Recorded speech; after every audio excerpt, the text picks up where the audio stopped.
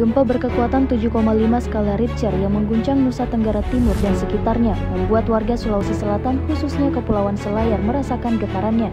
Menindaklanjuti hal tersebut, Satuan Brimob Polda Sulawesi Selatan menggelar apel siaga SAR dan peralatan yang dipimpin Kombes Pol Muhammad Anis Prasetyo dalam rangka mengantisipasi penanggulangan bencana alam.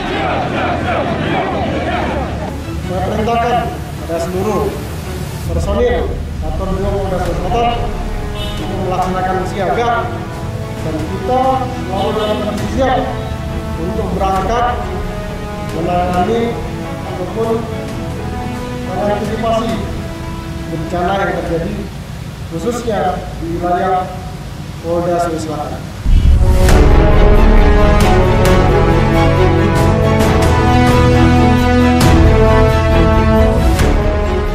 Baik, apel siapsiagaan ini kami lakukan serentak, baik yang ada di wilayah Makassar, Bone, Parepare maupun di Bebunta. Jadi seluruh personil kami siapkan, masing-masing batalion kami siapkan satu kompi untuk persiapan melaksanakan siaga SAR tersebut. Demikian, terima kasih.